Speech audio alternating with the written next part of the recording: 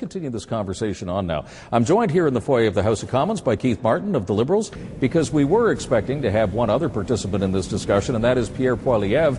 He is the Parliamentary Secretary of the Prime Minister, who told us that he would be here, and then just moments before this program began, Mr. Poilievre decided that he had other things to do, he'd rather not be here. Now, there may be a reason for it, because I want to show you a little bit of what's called talking points. This is a memo put out by the Prime Minister's office to all Conservative MPs today about this very issue.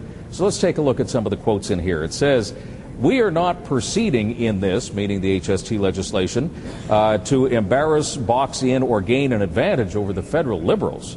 We have too much respect for provincial rights to treat this issue as a political football. Our goal is to secure official opposition support for the provincial choice framework, not to score cheap political points.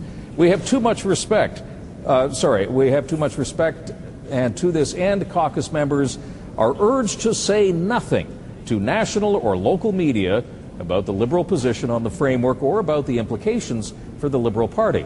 So perhaps Pierre Poilievre took that talking points memo, that instruction from the Prime Minister's office, to heart and has decided to say absolutely nothing, and therefore he is not joining us now. But that doesn't mean that we can't have a conversation. Keith Martin, let me start with you. We just heard from Michael Ignatieff saying that this is going to be under consideration. And to maybe just help you out on the first answer, I just want to play for you the comments of one of your colleagues, Bob Rae, earlier today when he was asked, as a Liberal, what he intends to do about this enabling HST legislation. Take a listen now to what Bob Rae had to say. No. I'm not waffling. I'm skating.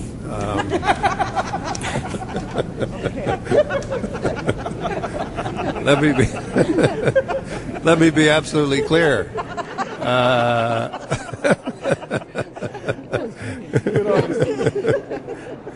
We'll have a position when the vote comes, and we've got some reflecting to do. That's all. I'm sure you'll understand that, and I'm sure you'll get lots of different points of view. But I've been around too long for this stuff. That was Bob. I don't know if that makes it any easier for you or not, Keith, to join in on this. But so I should ask you, waffling or skating? Well, it's a little bit too warm right now. The canal's not frozen, so nobody's skating at all, Tom. But I think to the substance of the issue, I mean, Mr. Harper has thrown this out just before Christmas. He is the silent hand behind this. It's a $1.6 billion carrot that has actually been put on the table for my province that actually has a large deficit.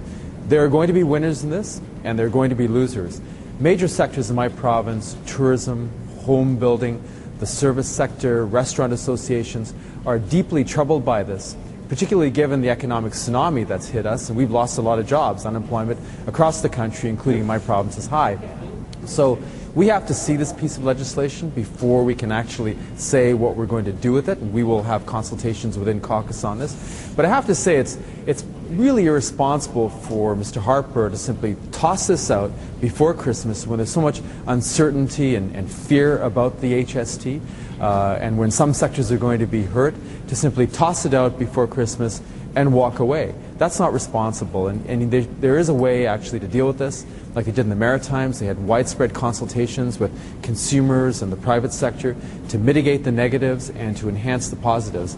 And that, in my view, is something that must be done and can be done. The party has got a big decision to make, made a little bit easier with late word today that the Bloc Québécois is now going to support the government, which means technically that you can vote against the HST enabling legislation and it will still go through.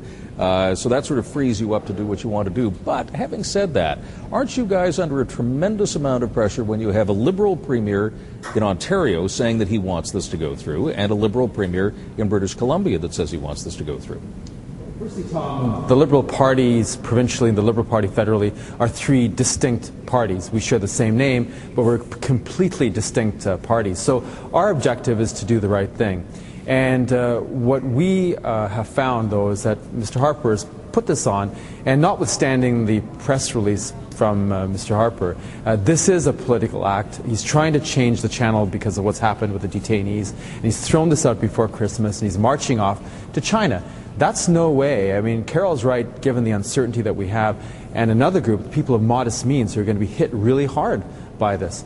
So rather than walking away, do the right thing, work with the provinces, say to the provinces, he's going to keep this $1.6 billion carrot that he's put on the table for my province of British Columbia, and he should say, we're not going to remove that.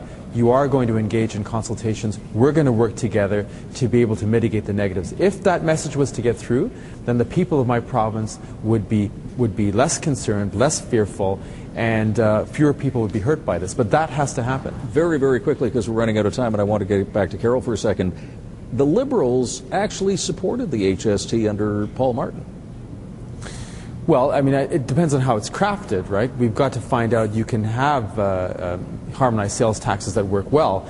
The key is to make sure that if this tax goes through, that it's going to be done in a way that's not going to hurt people, and this tax could hurt people. So our position is we want to do our best to make sure it's not going to hurt people of modest means, and the private sector, those sectors in my province that are going to be hurt, we will not allow that to happen. And Keith Martin joining me here in Ottawa. Thanks very much, and have a great weekend.